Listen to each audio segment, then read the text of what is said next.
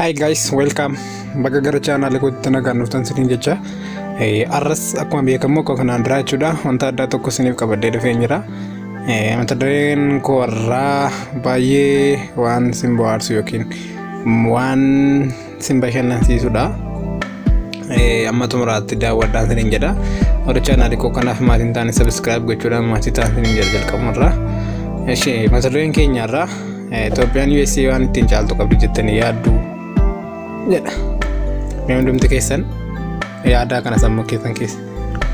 Egaa biyya USA waan maal akka isheen taate beektu. Amma ikoonomiin ishee, siyaasni ishee, dinagdeen ishee maalirra akka jiru beektu.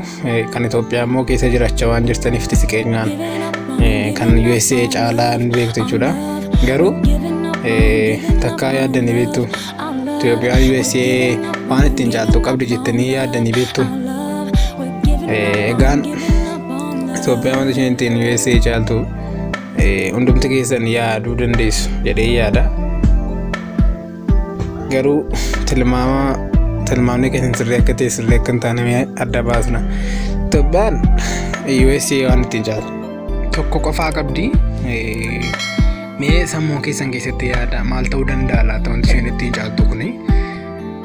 Egaa Itoophiyaa gaafa jennu biyya baay'eetti Ameerikaa irraallee deeggarsa baay'ee kan eegdudha. Akka qalleettiidha jechuudha Itoophiyaan baay'ee. Ameerikaan immoo akkuma hundi keessan beektan haadhotii biyyoota baay'eeti. Maaliin iyyuu dandeesse yeroo isheen jirtudha jechuudha. Qabeenyaanis ta'ee barumsaanis ta'ee siyaasaanis ta'ee karaa hundumaan iyyuu biyya badhaatuudha jechuudha. Kaasnee Itoophiyaa biyyeetti jennu kana kaasnee ittiin qixxeessuu dandeenya. Dhuguma wantoota isinitti fakkaataa garuu waan tokko hin beekaa, waan tokko hin hubadhe. Itoophiyaan waan tokko qofaadhaan caalti Ameerikaa. Innis maalidha jechuudha.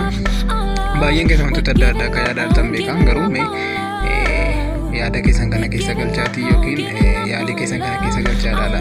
Ani wantan jedhe Itoophiyaan qubee ka'umsa maqaa ishee qofaadhaan USA caalti jechuudha. Maanni Itoophiyaa USA barreessuuf Itoophiyaa dura barreessina. USA barreessinu ganaa U yoo ta'u Itoophiyaa barreessinu garuu E yookiin E afaan Oromooti. Itoophiyaan wanti isheen ittiin caaltu an beeka kanan jedhe kanumadha. Egaa akka itti bashannantaniif jedhanii kanuma fakkaata jechuudha. Egaa sagantaan keenya guyyaa irraa kana fakkaata. Amma biraatti walitti deebinutti bye bye. Ciao.